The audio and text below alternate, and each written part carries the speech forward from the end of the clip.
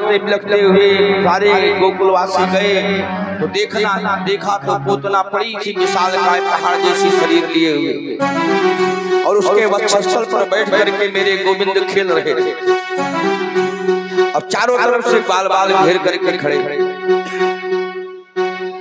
एक ने कहा, भैया नंद बाबा ने जाते जाते अपने छोरे की रखवाली में हमें लगाया था, हमसे चूक हो। ये तो भगवान की बड़ी कृपा भाई। ये सो राक्षसी लेकर के मेरे लाला को भागी, सो ठोकर लगी, धम्म से गिरी सो मर गई।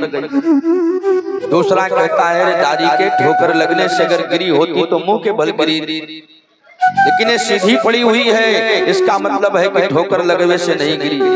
मैया यशोदा ने कहा, भैया जैसे मरी सो मरी, लेकिन मर तो गई। मेरा छोरा सुरक्षित है। किसी तरीके सीढ़ी आज लगा करके वक्षस्थल से गोविंद को नीचे उतारा गया। अब मैया गोदी में लिया, गोदी में लेकर के आई, और आज मैया आज लेकर के मोर पंख आज झाड़ रही है भगवान को। क्यों? कहा छोरा ने कहा मुर्दे का स्पर्श कर लिया, या कि कहीं नजर ना लग जाए, इसको कोई कुछ कष्ट ना हो जाए, इसलिए आज लेकर के मोर पंख बैठी हैं, आज झाड़ रही हैं। और झाड़ती कैसे हैं? कहा भगवान के नाम को लेती जाती हैं, भगवान को झाड़ती जाती हैं। इंद्रियाणि हृदय के सहा प्राणा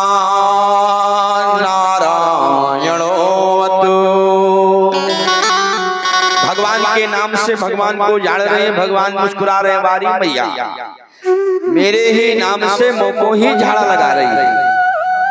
आज इतने में नंद बाबा आए, रास्ते भर नंद बाबा हे हनुमान जी, हे बजरंग बली करते चले आए। अब जो आए देखा तो बड़ी भीड़ लगी है। अब तो घबराए, भैया कहाँ भयो? बाल बालों ने कहा, बाबा गजब है गयो। अरे कहाँ भयो भैया?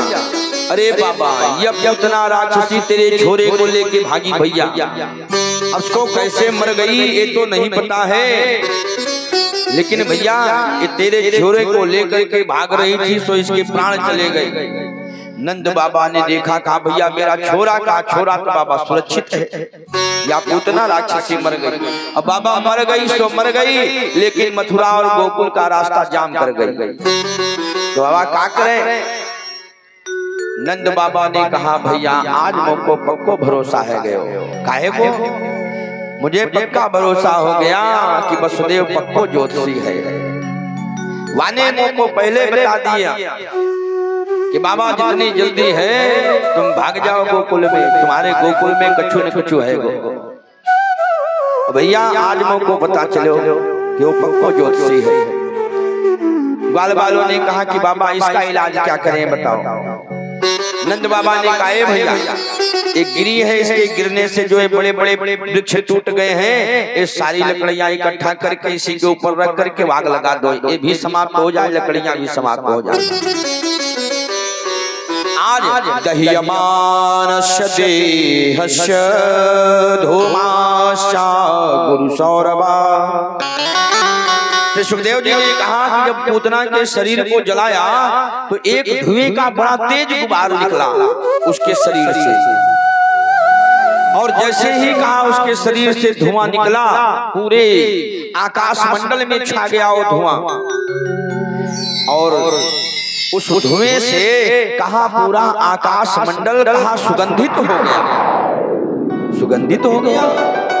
परीक्षित ने कहा कि गुरुजी पूतना के शरीर से निकले हुए धुएं के कारण कहा पूरा वातावरण महकने लगा। कहा? परीक्षित ने कहा कि गुरुदेव पूतना कोई धर्मात्मा तो नहीं थी,